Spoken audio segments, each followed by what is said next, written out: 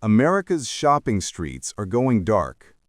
The neon that once buzzed all night now flickers over empty parking lots. Inside, shelves are thinning, aisles are silent, and the "open" signs are quietly replaced with "for lease." More than just small shops are fading. In 2025, the collapse has reached the giants that once defined everyday life. Pharmacies, grocery chains, department stores, banks, and discount stores. Each closure isn't just a business decision.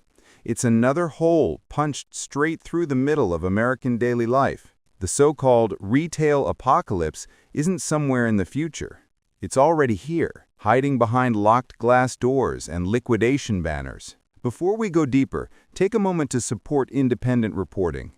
Please subscribe to Maple States and help us reach our first 1,000 subscribers. Your one click keeps calm, fact-based coverage alive in a noisy world. Number 1. Walgreens. For decades, Walgreens was the place you could count on at 2 a.m. for antibiotics, baby formula, or a last-minute thermometer. In 2025, that safety net is being ripped away. The company has announced plans to close thousands of locations over the next few years, including hundreds in 2025 alone, carving pharmacy deserts into cities that already struggle with basic services. Operating income has fallen, long-term debt has climbed into the tens of billions, and the math no longer works.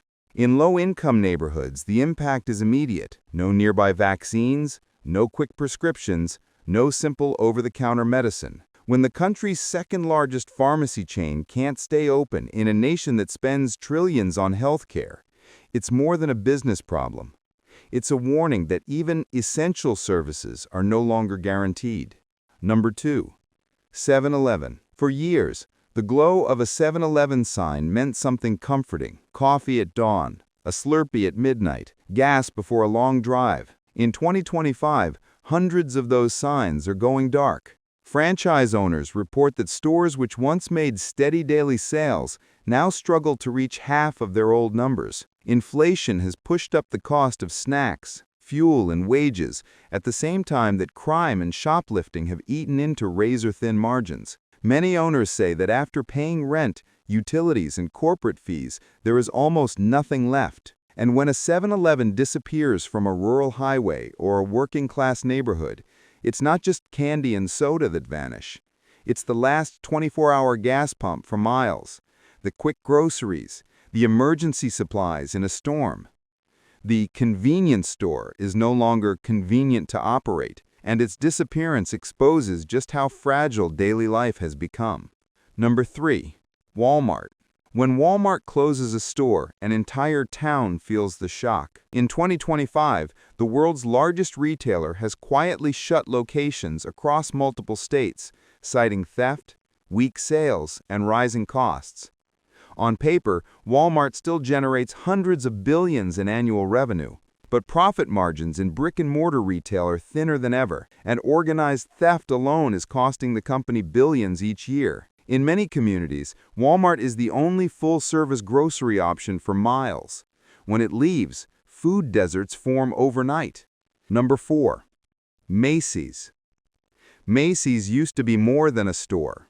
It was a symbol. Parades, holiday windows, and multi-story malls filled with families.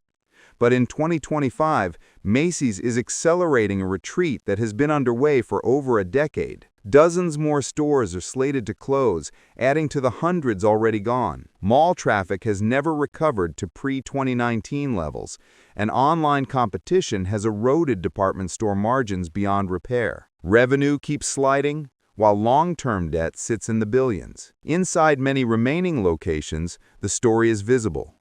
Dim lighting, understaffed floors, endless clearance racks, and entire sections walled off. When a Macy's shuts down, the mall around it often dies soon after. Smaller retailers lose their anchor.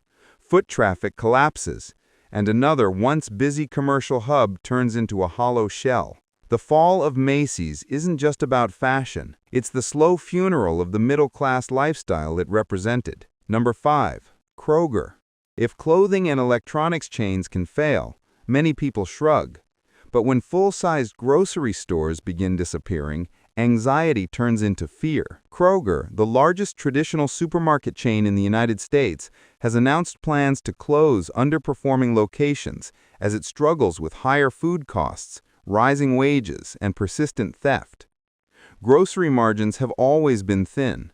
Inflation since 2020 has stretched them to the breaking point. While executives talk about realignment and efficiency, the reality on the ground is simpler. When a Kroger exits a town, entire neighborhoods lose access to affordable fresh food. Seniors must travel farther for basic groceries.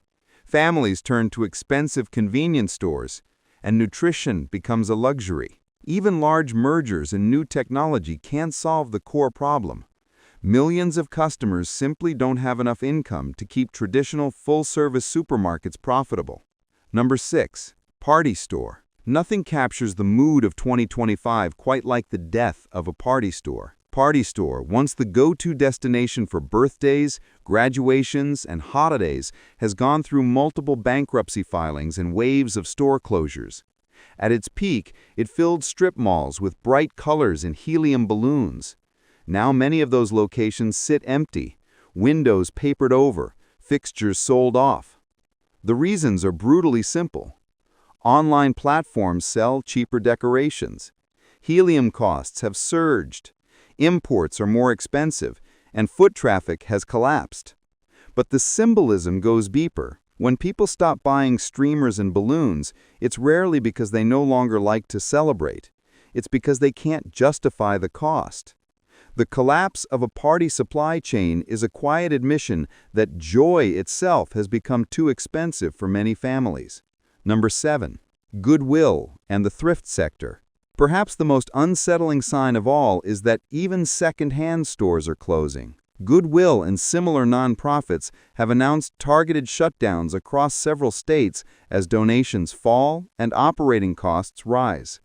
Utility bills and rent have surged, while the labor needed to process, sort, and sell donated items has become far more expensive. At the same time, younger bargain hunters have moved online to resell apps and social platforms. For decades, Goodwill was the last stop before true poverty, the place you went when you couldn't afford full price anywhere else. Each closure removes not only a low-cost shopping option, but also local jobs, job training programs, and community support services. When even the safety net of thrift retail starts to unravel, it's a sign that the system itself is under strain. From pharmacies to grocery giants, from fashion icons to thrift stores, the pattern is the same: rising costs, fragile margins, and customers who are simply out of money. The result is a country where "for lease" signs spread faster than new ideas, where food, medicine, and basic comfort are harder to reach with each passing year. The retail apocalypse isn't a headline for some distant future. It's the empty parking lot at the edge of town, the dark pharmacy on the corner, the mall you used to visit that now feels like a ghost ship. And the question that remains is simple and unsettling. If even the biggest players can't survive in everyday America anymore, what happens to everyone else?